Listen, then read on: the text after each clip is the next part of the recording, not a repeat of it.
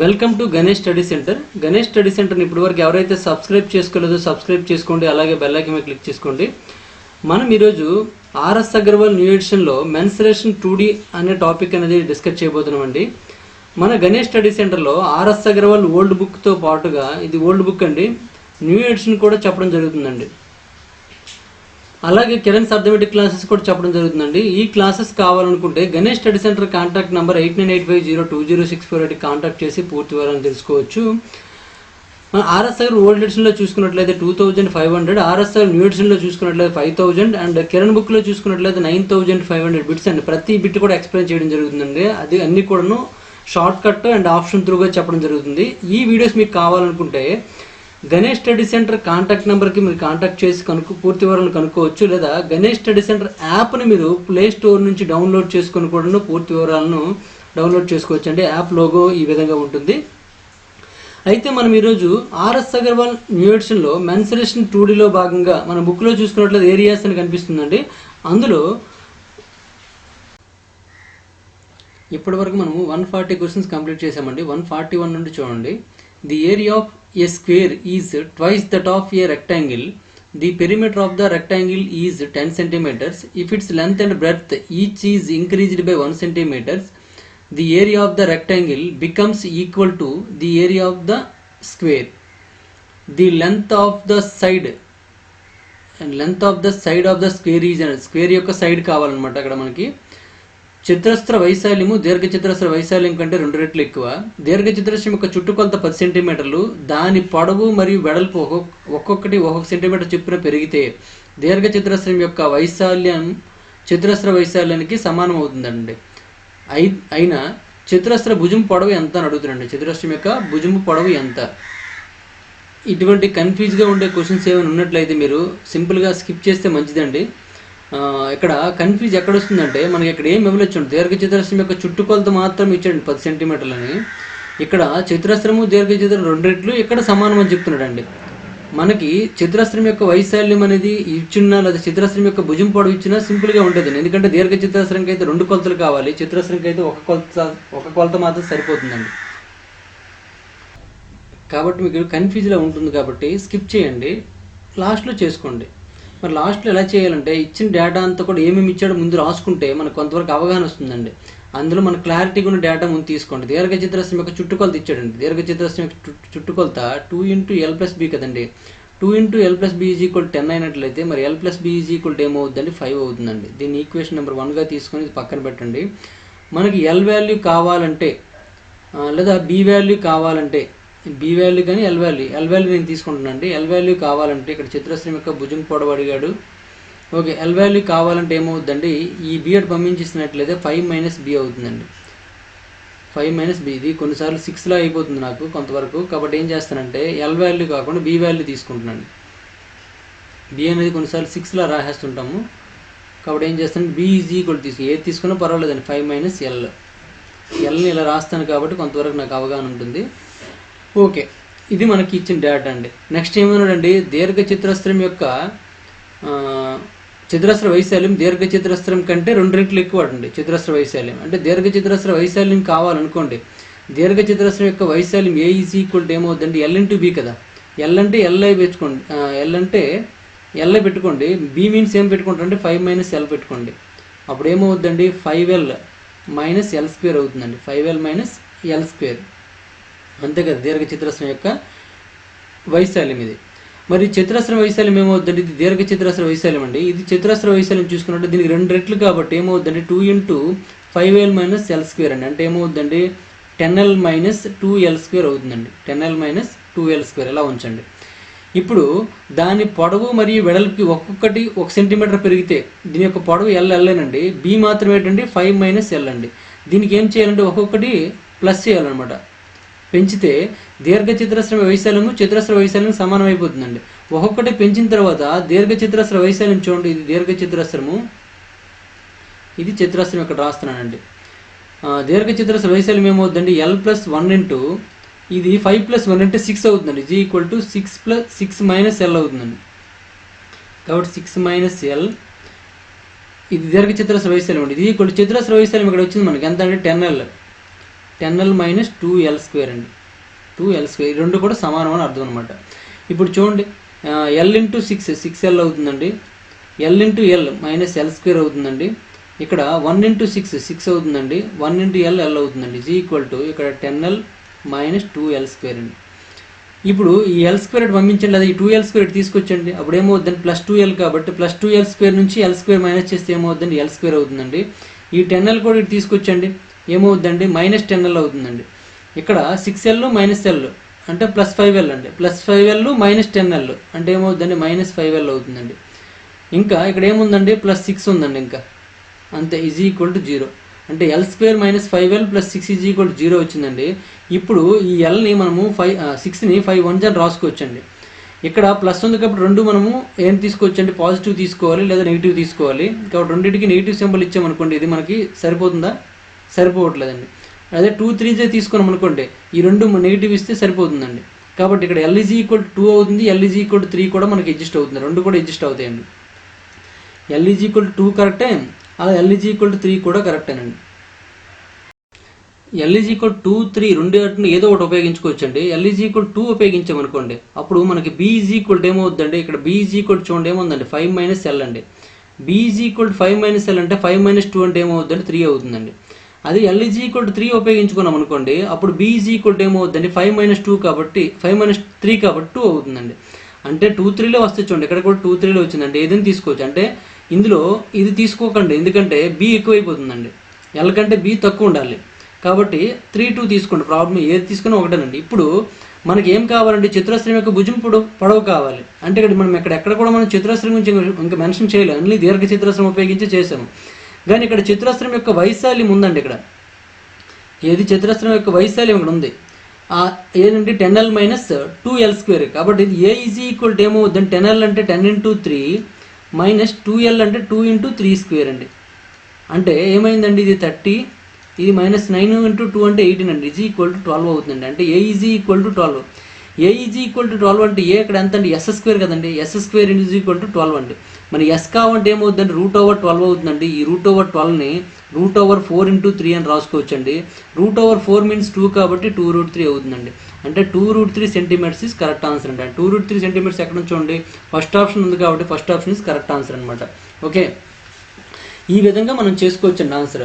అయితే ఇప్పటివరకు మనం అబ్జర్వ్ చేసినట్లయితే ఈ క్వశ్చన్ని, ఇటువంటి క్వశ్చన్ ఎప్పుడైతే మీకు డేటా అయితే కన్ఫ్యూజ్గా ఉందో, ఆ కన్ఫ్యూజ్గా ఉన్న డేటాని ముందు స్కిప్ చేసుకుంటే మంచిదని నా ఒపీనియన్ అండి. స్కిప్ చేసుకున్నారనుకోండి, అప్పుడు మీకు లాస్ట్లో చేసుకోవచ్చు అనమాట. ఇక్కడ టైం వేస్ట్ పద్ధతి కూడా. ఈ క్వశ్చన్ మనం ఇప్పుడు ఎక్స్ప్లెయిన్ చేయడానికి మినిమం ఒక 7 minutes టైం పట్టిందండి. అంటే అర్థం చేసుకోండి, ఇంకా ఇంత టైం తీసుకుందంటే ఎక్స్ప్లెయిన్ చేయడానికి ఎక్కువ అవుతుందండి. కాబట్టి ఇక్కడ కొన్నిసార్లు ఏంటంటే మీకు ఇటువంటి కండిషన్ ఒకటి ఉంటుంది, నెక్స్ట్ ఈ రెండు ఈక్వల్ చేయాలి, ఆ రెండు ఈక్వల్ చేయాలి, ఇటువంటి సమ్కి అంటే అర్థం కాదనమాట. ఇటువంటి మోడల్స్ 2 3 సమ్స్ చేస్తే అది గుర్తుండే అవకాశం ఉంది, కానీ సడన్గా ఇటువంటి మోడల్స్ వచ్చినప్పుడు అర్థం కానట్టు ఉంటుంది. కాబట్టి ఇటువంటి క్వశ్చన్స్ మీకు ఏదైనా క్వశ్చన్ చదివినట్టున్నా మీకు క్లారిటీ వచ్చిందనుకోండి, అంటే క్లియర్ ఇన్ఫర్మేషన్ ఉంటే అది చేయడానికి ప్రయత్నించండి. ఎక్కడైతే క్లియర్ ఇన్ఫర్మేషన్ ఉండదో దాన్ని మాత్రం కొద్దిగా నెగ్లెక్ట్ చేయండి, అంటే తర్వాత చేసుకోవడానికి స్కిప్ అనే ఆప్షన్ తీసుకోండి అంతే. నెక్స్ట్ వన్ చూడండి, క్వశ్చన్ నెంబర్ 142 అండి.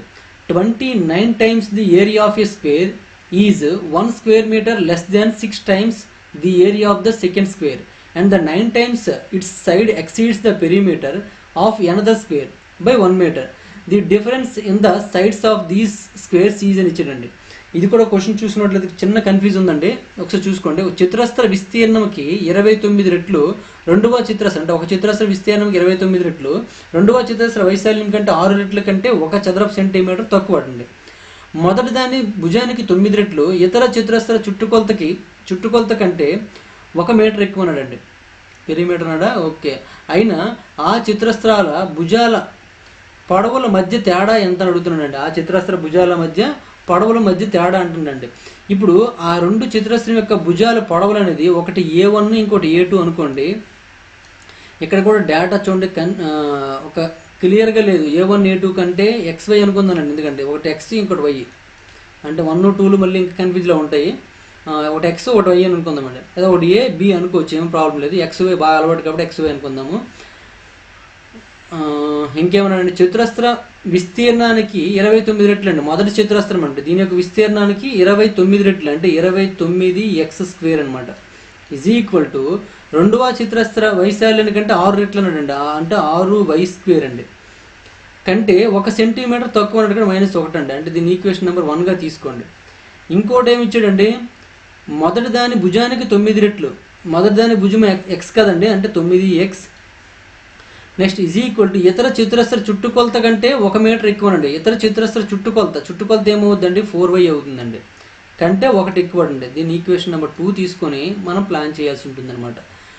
అయితే ఇప్పుడు ఏం అడిగాడండి, చతురస్రాల భుజాల పొడవుల మధ్య తేడా ఎంత అని అడుగుతుండండి. చతురస్రాలు అంటే ఎక్స్కి వైకి మధ్య తేడా కనుక్కోవాలండి. ఆర్ వైఎక్స్ అని అవ్వచ్చు, x-y అని అవ్వచ్చు, y-x అని అవ్వచ్చు, ఏదైనా ప్రాబ్లం లేదు. ఈ రెండింటి మధ్య తేడా కనుక్కోవాల్సి ఉందన్నమాట. మనం ఇందులో ఈ 9 పంపించామనుకో బై 9 ఎక్కువైపోతుంది. కాబట్టి ఏం చేస్తామంటే ఈ y ఇటు పంపిద్దాం. అంటే 4y is equal to 9x - 1 అవుతుందండి. y is equal to 9x - 1/4 అవుతుందండి. బైలో 4 ఉంటే కొద్దిగా సింపుల్గా అవుతుందని నా ఒపీనియన్, ఇంకేం లేదు. దీన్ని తీసుకెళ్ళి దీనిలో వేయండి. దీనిలో వేస్తే ఏమవుతుందంటే 29x² is equal to 6 × 9x - 1/4² -1 అవుతుందండి. అంటే 29x² ఈజ్ ఈక్వల్ టు 6 లేదా క్యాన్సిల్ చేసండి 2 3s 2 2s అండి. క్యాన్సిల్ చేసిన తర్వాత ఇక్కడ 3 ఉందండి. 3 × 9x² అంటే 9x² కదా, అంటే 81x² అవుతుందండి. మైనస్ 9 2s 18 కాబట్టి 18x + 1/4 అవుతుంది, -1 అండి. ఈ 4 అటు పంపించండి. పంపించిస్తే 29 × 4 అండి. 4 9 36 3 4 2s 8 + 3 అంటే 11 అవుతుందండి. 116x² ఈజ్ ఈక్వల్ టు 3తో చేసినట్లయితే 243x², 18 3 54x ప్లస్ 3 -4 అవుతుందండి. ఎందుకంటే ఇక్కడ మనకి ఏమీ లేదంటే 1 ఉన్నట్టు కంటే ఈ 4 ఇక్కడికి వెళ్ళిపోతుందండి. ఇప్పుడు చూడండి ఈ 116 కూడా తీసుకొచ్చేయండి. అప్పుడు ఏమవుతుందండి 243 - 116x² అవుతుందండి. -54x - 1 ఈజ్ ఈక్వల్ టు 0 అవుతుందండి. చూడండి ఎంత పెద్ద వాల్యూ వచ్చింది. ఈ రెండు మైనస్ చేయండి.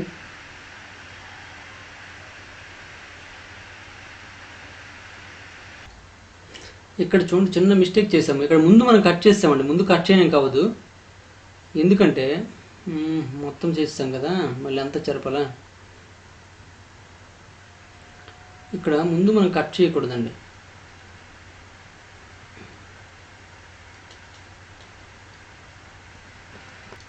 ఇక్కడ ఈ 6 ఈ 4 కదా, కట్ చేయకూడదండి ముందు, ఎందుకంటే హోల్ స్క్వేర్ వస్తుంది కదండి.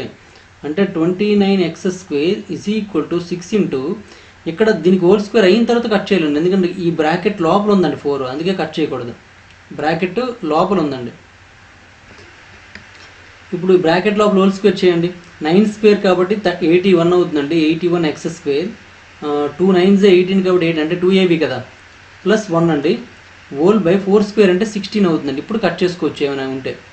ఇప్పుడు ఏమవుతుందండి 2తో 2 3s అండి, 2తో 2 8s అండి. ఇప్పుడు 8 వచ్చిందనమాట. 8 ఇటు పంపించండి.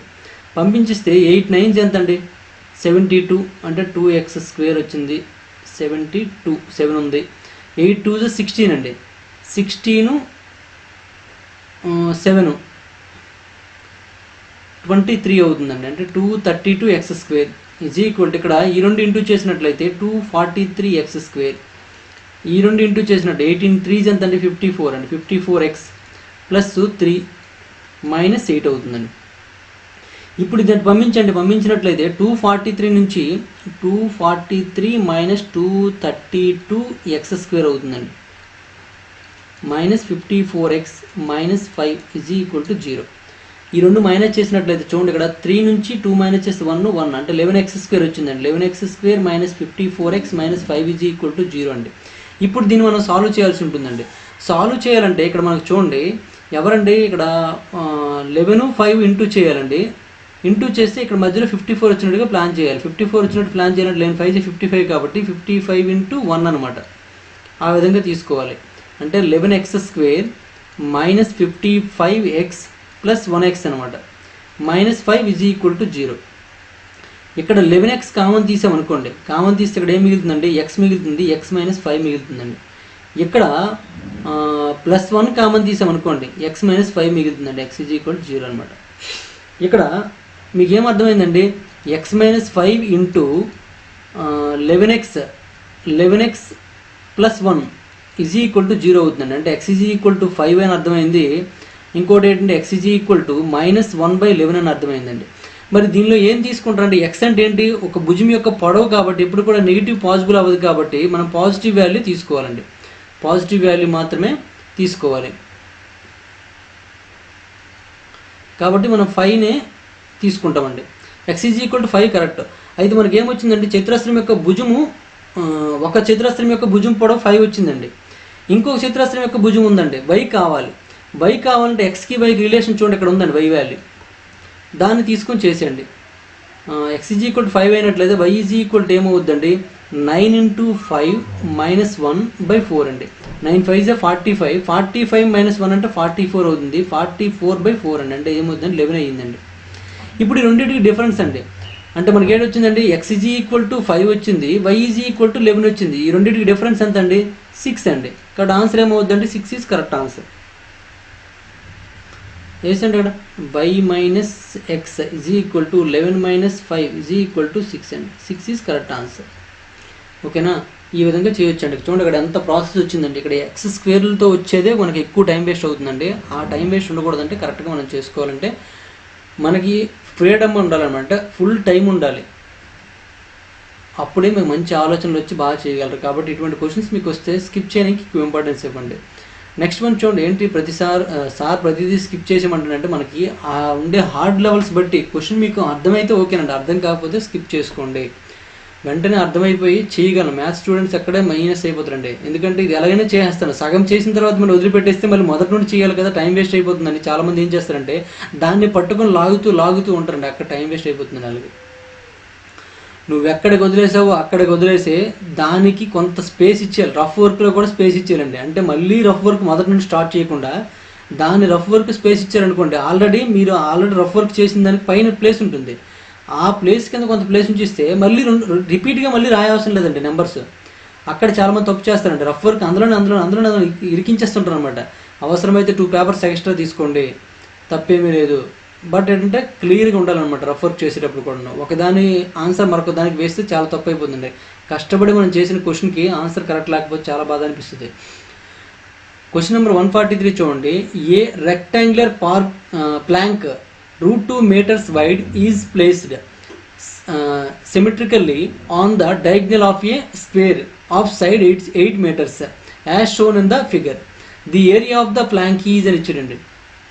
చిత్రంలో చూపిన విధంగా √2 మీటర్ల వెడల్పు గల దీర్ఘ చతురస్రాకార ప్లాంకు 8 మీటర్ల చతురస్ర భుజము పొడవుగల చతురస్ర వికర్ణంపై పటంలో చూపిన విధంగా ఉంచబడుతుందండి.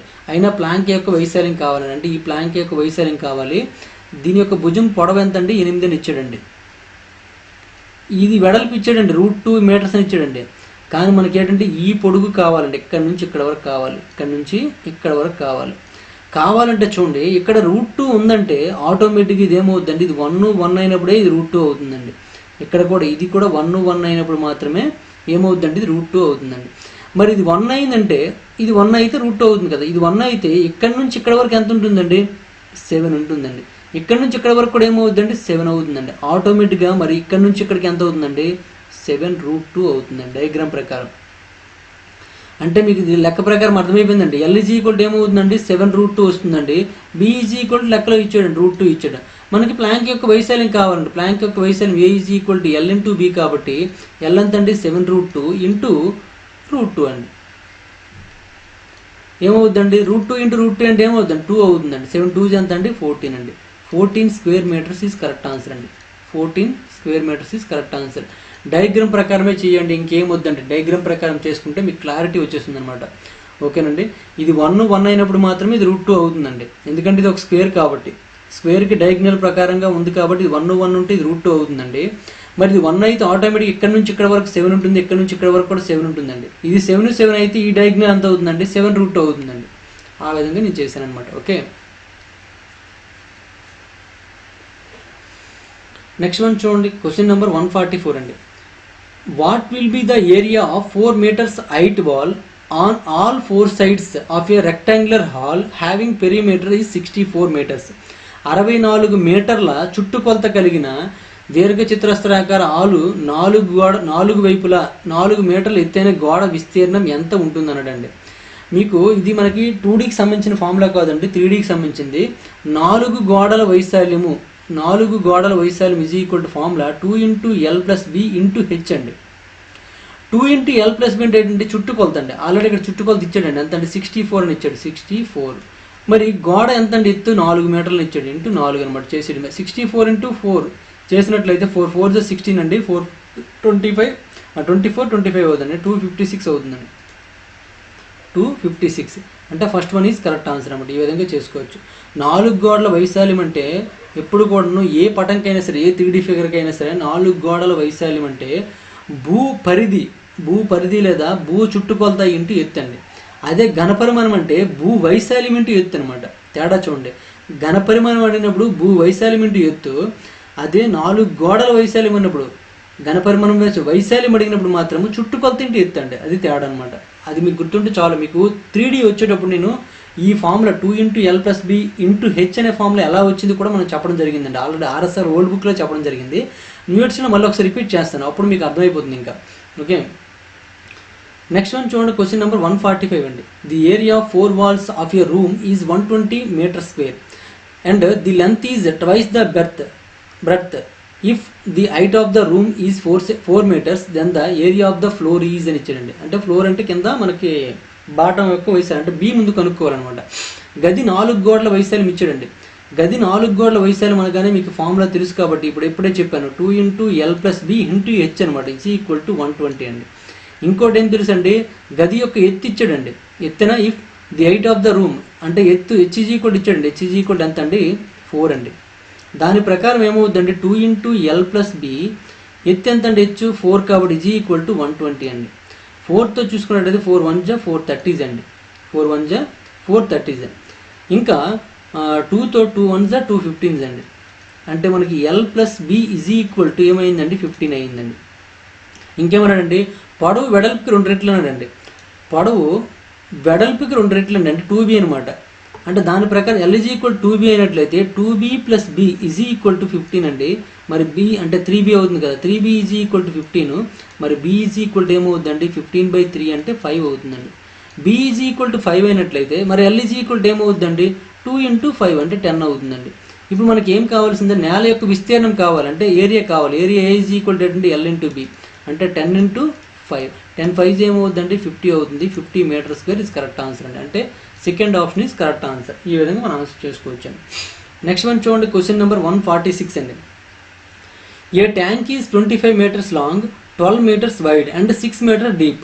The cost of plastering its walls and bottom at 75 paisa per square meter is అని ఇచ్చాడండి. ఒక ట్యాంకు 25 మీటర్ల పొడవు, 12 మీటర్ల వెడల్పు, 6 మీటర్ల లోతు ఉంటుందటండి. చదరపు మీటర్కు 75 పైసలు చొప్పున దాని గోడలు మరియు దిగువ అంటే అడుగు భాగాన్ని ప్లాస్టింగ్ చేయి ఖర్చు కావాలండి. ఇప్పుడు దాని 4 గోడలు అంటే అర్థం ఏంటండి, 2 × L + B × H అండి, 4 గోడలు. మరి ఫ్లోరింగ్ ఏమవుతుందండి, LB అవుతుందండి. ఈ మొత్తం ఈ 2 కలప కావాలన్నమాట మనకి. ఇది L, ఇది B, H అండి. వేసేయండి. 2 × L ఎంత అండి, 25, B ఎంత అండి, 12 అండి, H ఎంత అండి, 6 అండి, ప్లస్ ఇది 25 × 12. చూడండి ఏమవుతుందండి, 2 × 12 25 ఈ 2 చేస్తే 37 వస్తుందండి, ఇంటూ 37 × 6 అనమాట, ఇంటూ 6 ప్లస్ ఈ 2 ఇంటూ చేసినట్లయితే ఇందులో 4 దీనికి ఇచ్చాండి. 4 తీస్తే 4 25 100 100 × 300 అంటే 300 అవుతుంది. ఇక్కడ చూడండి 2 6 = 12 కాబట్టి 12తో డైరెక్ట్గా మల్టిప్లై చేసేయండి. 12తో 12 7 = 84 అండి, 8 ఉంటుంది. 12తో 12 3 = 36 అండి, అంటే 44 అవుతుందండి. అంటే 444 + 300 అంటే ఏమవుతుందండి, 744 అవుతుందండి. టోటల్ ఏరియా ఎంత అవుతుందండి, 744 m². మరి 1 m² ఎంత ఖర్చు అవుతుందండి, 75 పైసా అవుతుంది. కాబట్టి టోటల్ ఖర్చు కావాలి మనకి. టోటల్ ఖర్చు ఈజ్ ఈక్వల్ టు 744 × 75 పైసకి ఏం రాసుకోవచ్చు అంటే 75/100 అని రాసుకోవచ్చు. ఇప్పుడు 25 3 అండి, 25 4 అండి. 4తో ఇది క్యాన్సిల్ అవుతుందంటే అయిపోతుందండి. 4తో చూడండి 4 1s 4 ఇంకా మనకి 34 ఉంటుందండి. అంటే 4 8s 32 ఇంకా 24 ఉంటుందండి 6 అండి. ఇప్పుడు 3తో మల్టిప్లై చేసండి. 3 6 ఎంత అండి 18 అంటే చివరి 8 రావాలి అంటే ఇది ఫస్ట్ దాని కాదు. నెక్స్ట్ 3 6 18 1 3 8 24 ప్లస్ 1 అంటే 25 3 1 3 ప్లస్ 2 అంటే 5 అవుతుంది. 558 ఎక్కడ చూడండి బి ఆప్షన్ ఉందండి. B option is correct answer. ఓకేనండి, ఈ విధంగా మీరు ఆన్సర్ చేసుకోవచ్చు. ఇక్కడ 4 గోడల వైశాల్యము మరియు దిగువ ఫ్లోరింగ్ యొక్క వైశాల్యం అనమాట. మొత్తం 2 తీసుకోవాల్సి ఉంటుంది ప్లాస్టింగ్ చేయడానికి. ఇక్కడ దిగువ ప్లాస్టింగ్ అని చూడండి 2 కాబట్టి 2 మీరు చేయాల్సి ఉంటుందండి. ఈక్వల్గా చేసేయండి. ఓకే, నెక్స్ట్ వన్ చూడండి. క్వశ్చన్ నెంబర్ 147 అండి. The length of a room is double it's breadth. The cost of colouring the ceiling at 25 rupees per square meter is 5000 rupees. And the cost of the painting the 4 walls at Rs 240 per square meter is 64,800 rupees. Find the height of the room అని ఇచ్చారండి. Find the height of the room. ఇక్కడ చూడండి గది పొడవు దాని వెడల్పుకి రెట్టింపడండి. ఇది ఒక condition ఇచ్చాడు. చదరపు మీటర్కు 25 రూపాయలు చొప్పున పై కప్పును రంగు వేయడానికి అయ్యే ఖర్చు చూసుకున్నట్లయితే 5,000 అండి. అంటే పైన సీలింగ్ యొక్క వైశాల్యం మనకు కావాలంటే ఏం చేయాలండి, మొత్తం ఖర్చు బై ఒక చదరపు మీటర్కి అయ్యే ఖర్చు వేస్తే మనకు సీలింగ్ వైశాల్యం వచ్చేస్తుందండి. 25 1s 25 2s కాబట్టి అంటే 200 వస్తుందండి. అంటే 200 స్క్వేర్ మీటర్స్ అని అర్థం అనమాట సీలింగ్ అండి. ఇంకోటి ఏమి ఇచ్చాడండి, గది పొడవు దాని వెడల్పుకి రెట్టింపు అన్నాడండి. అంటే LG ఈక్వల్ ఏమవుతుందండి 2B అవుతుందండి. దాని ప్రకారం వైశాల్యం మనం LB కదా, LB ఏమో వేసుకోవచ్చండి 2B ఇంటూ B అంటే 2B² అవుతుందండి. 2B² ఈజ్ ఈక్వల్ టు 200 అయినట్లయితే 2 1s 200s క్యాన్సిల్ అయిపోతుంది కాబట్టి మనకు B ఈజ్ ఈక్వల్ టు ఏమవుతుందండి 10 అవుతుందండి. B² ఈజ్ ఈక్వల్ 100 కాబట్టి B ఈజ్ ఈక్వల్ 10 అవుతుంది. B ఈజ్ ఈక్వల్ 10 అయినట్లయితే మరి L ఈజ్ ఈక్వల్ ఏమవుతుందండి 20 అవుతుందండి. L is equal to 20, B is equal 10, L is equal 20 అండి. ఇంకేమన్నాడండి, చదరపు మీటర్కు 240 చొప్పున 4 గోడలు రంగు వేయడానికి అయ్యే ఖర్చు ఇదండి. మరి గది యొక్క 4 గోడల వైశాల్యం కావాలనుకోండి, 4 గోడల వైశాల్యం కావాలనుకోండి మొత్తం ఖర్చు బై 64,800 బై ఒక్క చదరపు మీటర్కి అయ్యే ఖర్చు వేసుకోవాలండి 240. ఈ 0 క్యాన్సిల్ అయిపోయిందండి. 8తో చూసుకున్నట్లయితే 8 3s అండి, 8తో 8s 8 1s 8 0s అండి. 3తో చూసుకున్నట్లయితే 3 27s 81 కదా కాబట్టి 270 అవుతుందండి. అంటే ఈజ్ ఈక్వల్ టు 270 4 గోడల వైశాల్యం. మరి 4 గోడల వైశాల్యం వచ్చింది. బట్ మనకి 4 గోడల వైశాల్యం ఫార్ములా ఏంటండి 2 into L plus B into H కదా, ఈజ్ ఈక్వల్ టు 270 అండి. మరి 2 ఇంటూ ఎల్ ఎంత అండి 20 అండి, బి ఎంత అండి 10 అండి, హెచ్ వాల్యూ తెలియదండి. Is equal to 270. That employees H is equal to కావాలంటే ఇది 270 అండి. ఇక్కడ వాల్యూ చూడండి 20 ప్లస్ 10 అంటే 30, 32 ఎంత అంటే 60 అండి. బై 60 వేసేయండి. 0 0 క్యాన్సిల్. ఇప్పుడు 3తో 3 2s 3తో 3 9s అండి. అంటే ఏమొచ్చిందండి 9/2 వచ్చిందండి. 9/2 మీన్స్ ఎంత అండి 4.5. 4.5 మీటర్స్ ఈజ్ కరెక్ట్ ఆన్సర్ అండి. 4.5 మీటర్స్ ఈజ్ కరెక్ట్ ఆన్సర్ అంటే C option is correct answer అండి. ఓకేనండి, ఈ విధంగా మనం ఆన్సర్ చేసుకోవచ్చు. నెక్స్ట్ వన్ చూడండి. క్వశ్చన్ నెంబర్ 148 అండి. The dimension of a room are 12.5 meters by 9 meters by 7 meters. There are 2 doors and 4 windows in the room. Each door measures 2.5 meter by 1.2 meters and each window 1.5 meter by 1 meter. Find the cost of painting the wall at 3.50 rupees per square meter. ఒక గది యొక్క కొలతలు ఇచ్చాడండి. 12.5 meters into 9 meters into 7 meters. గదిలో 2 తలుపులు మరియు 4 కిటికీలు ఉన్నాయి. ప్రతి తలుపు యొక్క విస్తీర్ణం ఇచ్చాడు, అంటే దాని కొలతలు ఇచ్చాడు 2.5 meters ఇంటూ 1.2 meters. ప్రతి కిటికీ 1.5 meter ఇంటూ 1 meter ఉంటుంది. మరి గోడలను పెయింటింగ్ వేయడానికి ఖర్చు చదరపు మీటర్కు ₹3.50 అటండి. వద్ద మొత్తం కాస్ట్ కనుక్కోవాల్సి ఉంటుందండి.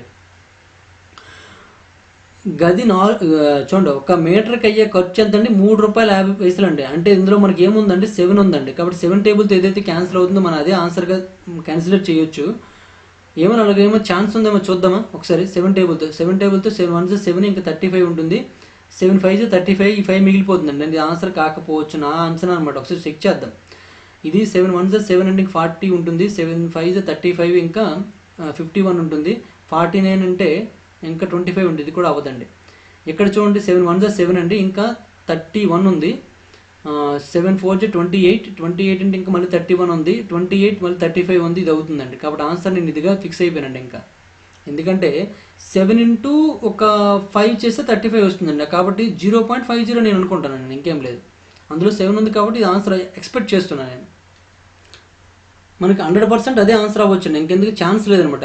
ఇక్కడ నన్ ఆఫ్ దీస్ ఉంటే కొంతవరకు భయపడవలసింది, కానీ కాంట్ బి డిటర్మైన్ ఇచ్చాడు కాబట్టి మనం భయపడాల్సిన అవసరం లేదు. 100% ఇదే కరెక్ట్ ఆన్సర్ అవుతుంది. చెక్ చేద్దాం ఒకసారి. మరి చెక్ చేయాలంటే కొద్దిగా ఇక్కడ ప్రాసెస్ కూడా ఎక్కువైన పని, ఎక్కువ పద్ధతి, ఎక్కువ చేయాల్సి ఉంటుంది. గది 4 గోడల వైశాల్యం ముందు కనుక్కోండి. అంటే 2 into L plus B into H అండి. కనుక్కున్నట్లయితే 2 ఇంటూ ఎల్ ఎంత అండి 12.5 ప్లస్ 9 ఇంటూ 7 అండి.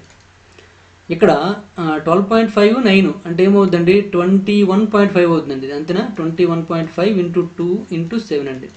ఈ రెండు ఇంటూ చేసినట్లయితే మనకి 43 వస్తుందండి ఇంటూ 7. 7తో చేసినట్లయితే 7 3 21, 7 4 28 అంటే 30 అవుతుందండి, అంటే 301 అవుతుందండి, అంతేనా. 7 3 21, 2 7 4 28 301 అవుతుంది. ఇక్కడ పక్కన ఉంచండి 301. అంత రఫ్ వర్క్లా ఉంటుందండి, ఎందుకంటే ఇది 4 గోడల వైశాల్యము. బట్ ఏంటంటే అందులో మనకి కిటికీలు తలుపులు ఉన్నాయండి. మరి కిటికీ వైశాల్యము డోర్ వైశాల్యం చూసుకున్న డోర్ తీసుకున్నాం అనుకోండి, డోర్లు మనకి ఎన్ని ఉన్నాయండి మొత్తము 2 తలుపులు ఉన్నాయండి, 2 తలుపులు కాబట్టి 2 ఇంటూ దాని యొక్క వైశాల్యం ఏమవుతుందండి 2.5 ఇంటూ 1.2 అవుతుందండి. ఇంటూ చేసాను 2 ఇంటూ 2.5 అంటే 5 అవుతుందండి, 5 ఇంటూ 1.2 12 5 60 కాబట్టి 6.0 అవుతుందండి, అంటే 6 అనమాట. ఇది ఒకటి ఇక్కడ ఉంచండి, ఇది 6 డోర్ దండి ఇది. మరి విండోస్ చూడండి, ఇక్కడ నేను విండోస్ చేస్తాను. విండో ఎన్ని ఉన్నాయండి మొత్తం 4 విండోస్ ఉన్నాయండి, 4 విండోస్ కాబట్టి 4 ఇంటూ విండో యొక్క మెజర్మెంట్ చూడండి 1.5 ఇంటూ 1 అండి. 1.5 ఇంటూ 4 అంటే మనకి 60 వస్తుంది, కానీ 6.0 అండి, అంటే ఇది కూడా 6 వచ్చిందండి. అంటే ఇదొక 6 ఇదొక 6 అంటే మొత్తం 12 మీటర్ స్క్వేర్ అని తీసేయాలండి. 12 మీటర్ స్క్వేర్ తీసేయండి. దీనిలో తీసేస్తే ఇంకెంత ఉందండి 9 ఉంది, ఇక్కడ 9 ఉంటుంది, 9 మైనస్ 1 అంటే 8, ఇక్కడ 2 అండి, 289 వచ్చిందండి. ఇప్పుడు ఈ 289 ఇంటూ 3.50 చేయాలండి, చేస్తే మనకు ఆన్సర్ వస్తుందండి. ఎందుకు మరి 3.50 చేస్తున్నామంటే మనకేంటి చదరపు మీటర్కి అయ్యే ఖర్చు అండి 3.50, కాబట్టి ఇది మీరు చెయ్యండి. దీని ఆన్సర్ అనేది 100% నేను అనుకుంటున్నాను. ఒకసారి వచ్చిందిలో చెక్ చేసుకొని కామెంట్లో తెలియజేయండి, ఓకేనండి. ఈ కామెంట్లో కూడా ఏం చేస్తారంటే ఆప్షన్ ద్వారా చేస్తే మనకి కరెక్ట్ ఆన్సర్ వచ్చింది, రాంగ్ అయితే రాంగ్ వచ్చిందని చెప్పండి, 148 క్వశ్చన్ రాంగ్ అని చెప్పండి, లేదా ఆప్షన్ ద్వారా బెటర్ చాయిస్ అని చెప్పడం, లేదా ఏదైనా ఇంకేదైనా కామెంట్ పెట్టినట్లయితే మాకు అర్థం చేసుకుంటాను నేను. ఓకే, నెక్స్ట్ వన్ చూడండి, క్వశ్చన్ నెంబర్ 149 అండి. ఏ hall whose length is 16 meters and breadth is twice its height takes 168 meters of paper with 2 meters as its width to cover its 4 walls. The area of the floor is అని ఇచ్చాడండి. ఒక hall దీని పొడవట్టు ఎంత అండి 16 మీటర్లు, వెడల్పు దాని ఎత్తుకి రెండింతలు అండి, అంటే 2 రెట్లు. దాని 4 గోడలు కప్పడానికి 168 మీటర్ల కాగితాన్ని 2 మీటర్ల వెడల్పుతో తీసుకుంటాడండి. అయినా నేల విస్తీర్ణం కనుక్కోవాలి.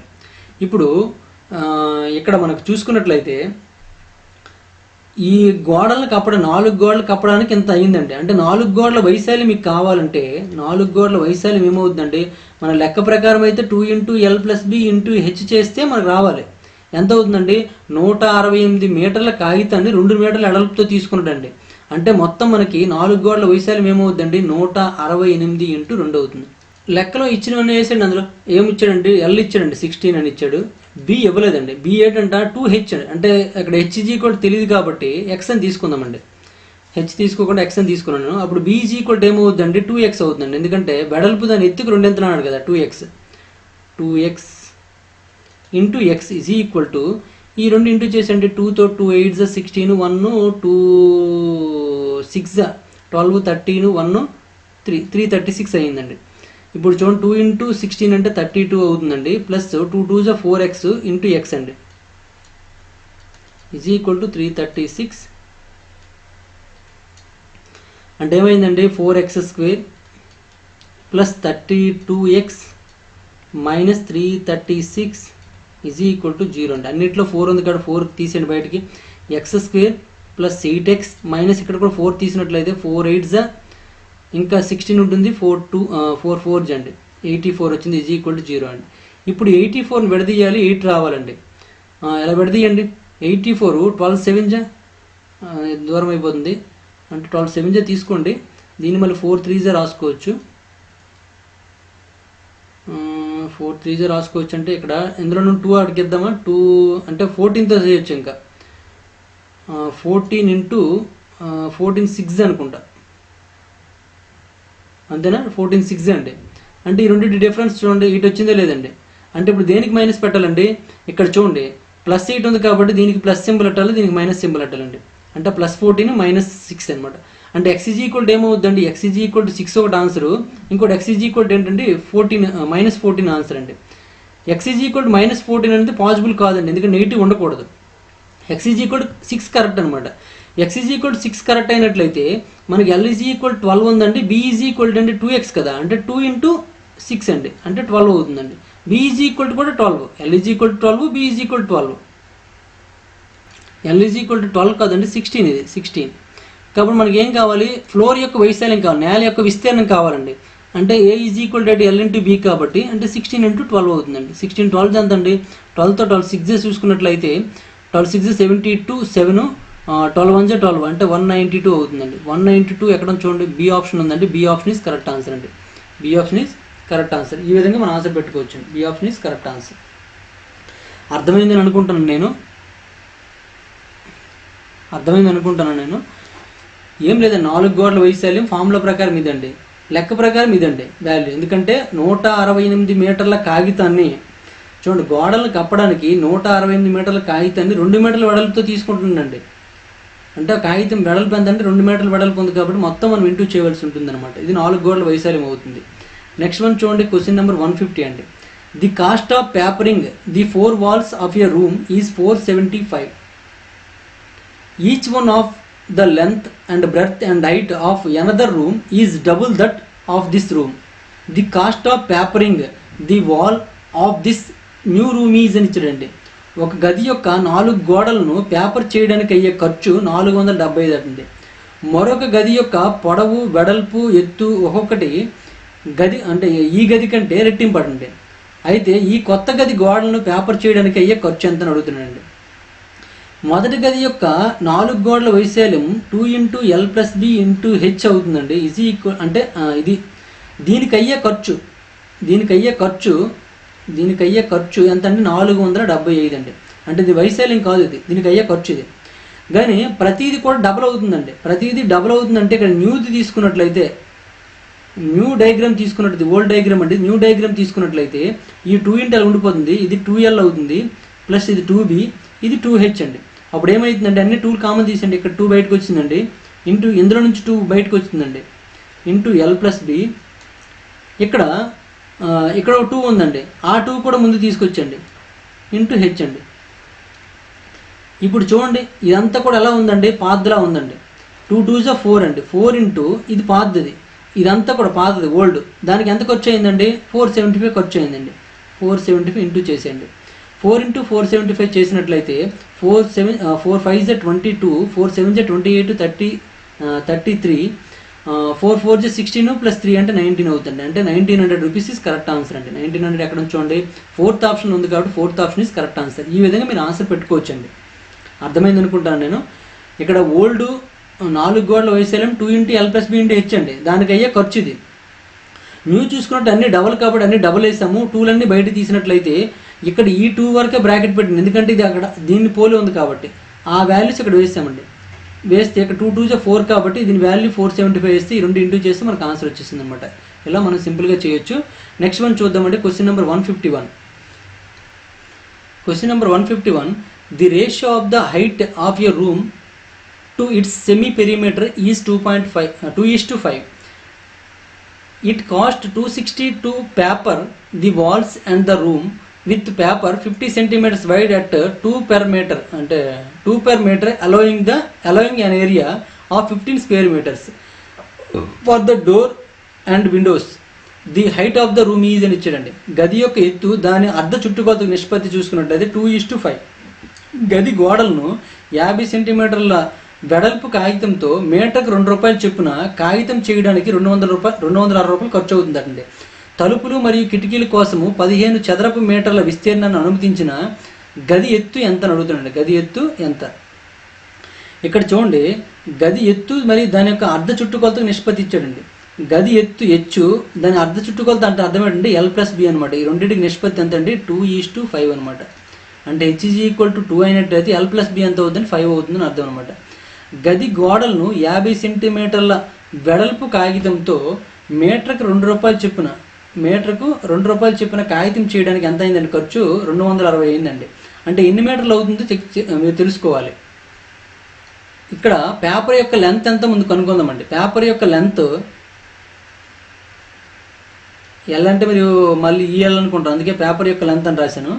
పేపర్ యొక్క లెంత్ ఎంత తెలియాలంటే మనకి ఏంటంటే మొత్తం ఖర్చు ఎంత అండి? 260 అయిందండి. 1 మీటర్కి అయ్యే ఖర్చు ఎంత అంటే ₹2 అండి. అంటే మొత్తం 130 మీటర్లు అవుతుందండి. కానీ మనకి ఇక్కడ ఎంత ఉందండి? 50 సెంటీమీటర్ల వెడల్పు గల కాగితం మాత్రం ఉందండి. అంటే ఏరియా ఎంత అవుతుందండి? ఇప్పుడు ఏరియా ఈజ్ ఈక్వల్ టు ఇక్కడ మనకి మొత్తం 130 మీటర్ల పొడవైన కాగితం ఉందండి. ఇంటూ దాని యొక్క ఏరియా ఎంత అండి? 130 ఇంటూ దాని యొక్క ఏరియా ఎంత అండి? 50 సెంటీమీటర్లే. కాబట్టి మీటర్లో మార్చుకోవాలంటే ఏమవుతుందండి? 50/100 అవుతుందండి. ఈ 0 క్యాన్సిల్ అయిపోయింది, ఈ 0 క్యాన్సిల్ అయిపోయిందంటే 65 మీటర్స్ వచ్చిందండి. 65 మీటర్ స్క్వేర్ అనమాట. ఇది ఏరియా అండి. ఏ ఏరియా అండి? గది యొక్క 4 గోడల యొక్క వైశాల్యం. అంటే పేపరింగ్ చేయడానికి ఎంతైతే పేపరింగ్ చేశారో ఆ పేపరింగ్ చేసిన వైశాల్యం అనమాట ఇది. నెక్స్ట్ ఇంకేనండి, ఒక 15 చదరపు మీటర్ల విస్తీర్ణాన్ని తలుపులు కిటికీలు అనుమతించబడిందటండి. అంటే 4 గోడల వైశాల్యం కావాలంటే ఏమవుద్దండి? 4 గోడల వైశాల్యము అంటే ఏమవుద్దండి? 65 ప్లస్ ఈ తలుపులు కిటికీలది అంటే మొత్తం కలిపి ఏమైందండి? 80 మీటర్ స్క్వేర్ అయిందండి. 80 మీటర్ స్క్వేర్. ఇప్పుడు లెక్క ప్రకారం మనకి 2 ఇంటూ ఏంటి ప్రాబ్లం అండి? 2 ఇంటూ L+B అంటే ఇది కదా, 4 గోడల వైశాల్యం ఏంటండి? 2 ఇంటూ L+B ఇంటూ హెచ్ అనమాట. =80. దాని ప్రకారం చూసుకున్నట్లయితే ఇక్కడ మీకు ఇంకా అర్థం అవడం కోసం H/L+B అని రాసుకోండి. H/L+B = 2/5 అవుతుందండి. అంటే అర్థం ఏంటంటే ఇది 2x ఇది 5xగా తీసుకోండి. 2x ఇది 5xగా తీసుకోండి. ఇదండి. దీని నుండి H = 2x L+B = 5x ని తీసుకున్నట్లయితే 2 into 5x H = 2x into 2x 80 అయిందండి. 2 5 10 అండి. 10 2 ఎంత అండి? 20 అండి. అంటే 20x² = 80. దట్ ఇంప్లైజ్ దీని నుంచి x² = 21 24 అండి. x² = 4, x ఏమవుతుందండి? 2 అవుతుందండి. x 2 అయినట్లయితే ఏమన్నాడండి? అనుమతించిన గది ఎత్తు ఎంత అని అడిగండి. గది ఎత్తు ఎంత అంటే ఇక్కడ 2x కదండి. గది ఎత్తు H = 2x కాబట్టి 2 ఇంటూ 2 అంటే ఏమవుతుందండి? 4 మీటర్స్ అవుతుందండి. గది ఎత్తు ఎంత అవుతుందండి? 4 metres. 4 metres is correct answer. ఓకేనా? నెక్స్ట్ వన్ చూడండి. ఇంకొక 2 క్వశ్చన్స్ ఉన్నాయండి. ఇక్కడతో మనకి చతురస్రము దీర్ఘ చతురస్రము రెండింటికి సంబంధించిన క్వశ్చన్స్ అయిపోతాయండి. మనం నెక్స్ట్ త్రిభుజంలోకి వెళ్ళిపోతాము. అందుకే ఈ 3 క్వశ్చన్స్ కూడా ఈ వీడియోలో చేస్తున్నాను నేను. 3 క్వశ్చన్స్ కూడాను ఈ వీడియోలో ఉంటాయి. నెక్స్ట్ క్వశ్చన్ నెంబర్ 152 చూడండి. The length, breadth and height of the room are in the ratio 3:2:1. The breadth and height of the room are halved and length of the room is doubled. The area of the four walls of the room will be అని ఇచ్చాడండి. గది పొడవు, వెడల్పు మరియు ఎత్తు 3:2:1 నిష్పత్తిలో ఉన్నాయండి. గది యొక్క వెడల్పు మరియు ఎత్తు సగానికి మరియు గది పొడవు రెట్టింపు అవుతుందండి. సగానికి మరియు గది పొడవు రెట్టింపు అవుతుంది. అయినా గది 4 గోడల వైశాల్యం ఎంత అంటే ఏ విధంగా మారుతుందో మనకు కావాలండి. ఇక్కడ చూడండి, గది పొడవు, వెడల్పు, ఎత్తు నిష్పత్తులకు ఇచ్చాడండి. అంటే LBH చూసుకున్నట్లయితే 3 2 1 ఉందంటే అర్థం ఏంటంటే 3x 2x xగా తీసుకోవచ్చండి. గది వెడల్పు మరియు ఎత్తులు సగం చేయాలండి. అంటే రెండోది చూసుకున్నట్టు ఇది మొదటి డయాగ్రామ్, ఇది రెండో డయాగ్రామ్ అండి. రెండో డయాగ్రామ్లో చూసుకున్నట్టు LBH చూసుకున్నట్లయితే గది పొడవు అనేది రెట్టింపు చేయాలండి. అంటే 6x అవుతుంది. గది ఎత్తు సగం చేయాలండి. అంటే ఇది x/2 అవుతుందండి. గది వెడల్పు కూడా సగం చేయాలి కాబట్టి ఇక్కడ 2x ఉంది కదా, ఏమవుతుందండి? x అవుతుందండి. ఈ విధంగా ఉండేటప్పుడు 4 గోడల వైశాల్యం ఏ విధంగా మారుతుందో మనకు కావాలండి. 4 గోడల వైశాల్యం, దీనికి 4 గోడల వైశాల్యం కనుక్కోండి, దీనికి 4 గోడల వైశాల్యం కనుక్కోండి. ఇక్కడ ఫార్ములా ఏంటంటే 2 ఇంటూ L+B ఇంటూ హెచ్ కదా, దాన్ని ఉపయోగించుకుంటే 2 ఇంటూ L అంటే ఎంత అండి? 3x అండి, ప్లస్ 2x ఇంటూ x. 3 + 2 అంటే 5x 5x ఇంటూ 2 అంటే 10x, x into x x square అండి, అంటే 10x స్క్వేర్ అయ్యిందండి. ఇక్కడ ఎంత అవుతుందో చూడండి. ఇక్కడ కూడా మనకి same 2 into L plus B into H కదా, అంటే 2 into 6x plus X into x/2 అండి. ఈ 2 క్యాన్సిల్ అయిపోయింది. 6x ప్లస్ ఎక్స్ అంటే 7x ఇంటూ ఎక్స్ అంటే 7x స్క్వేర్ అయ్యిందండి. ఇక్కడ 7x స్క్వేర్ వచ్చింది, ఇక్కడ 7x వచ్చిందండి. అంటే తగ్గిపోయిందో లేదండి, తగ్గింది. మరి ఎంత తగ్గిందో కావాలి. ఆ గది యొక్క 4 గోడల వైశాల్యము ఇక్కడ మనకి ఏమి ఇచ్చాడు, the area of the floor walls ఇచ్చాడు. బట్ ఇక్కడ ఏంటి ఆప్షన్లో చూసుకున్నట్లు ఇక్కడ మనకి ఎంత తగ్గింది ఎంత పెరిగిందని అక్కడ మన క్వశ్చన్లు అడగలే, కానీ ఆప్షన్లు ఏమున్నాయండి, ఎంత తగ్గిందని ఆప్షన్లు ఇచ్చాడు. కాబట్టి ఎంత తగ్గిందో చూడండి. ఈ రెండింటికి తగ్గుదల ఎంత అండి, 3x² తగ్గిందండి. మరి శాతం కావాలి కాబట్టి, తగ్గుదల శాతం కావాలి కాబట్టి ఎంత తగ్గిందండి, 3x² తగ్గింది. కాబట్టి 3x² బై ఎవరు ఆధారంగా తగ్గిందని చెప్పగలిగామండి, 10x² కంటే 3x² తగ్గింది అన్నాం. కాబట్టి బై 10x² ఇంటూ 100 అనమాట. ఇక్కడ x² క్యాన్సిల్ అయిపోయిందండి. ఈ 0 క్యాన్సిల్ అయిపోతే 3 10s ఎంత అండి, 30. అంటే 30% ఏమైందండి, తగ్గింది. 30% ఏమైందండి, తగ్గింది. కాబట్టి decrease percentage 30% is correct answer అనమాట. ఓకే, నెక్స్ట్ వన్ చూడండి. క్వశ్చన్ నెంబర్ 153 అండి. ఇది లాస్ట్ క్వశ్చన్ మనకి. చిత్రస్త్రాలు, దీర్ఘ చిత్రస్త్రాలు అంటే స్క్వేరు, రెక్టాంగిల్ సంబంధించిన లాస్ట్ క్వశ్చన్ అండి. Consider the following, which one of the following conclusion can be drawn from these figures అని ఇచ్చాడండి. పైన ఇవ్వబడిన బొమ్మలు ఈ క్రింది ఏ నిర్ధారణ అనుసరిస్తుందని అన్నాడండి. ఇక్కడ బొమ్మలు 3 ఇచ్చాడండి. దాని యొక్క కొలతలు ఇవ్వడం జరిగింది. ఇక్కడ పొడవు 9, వెడల్పు 4.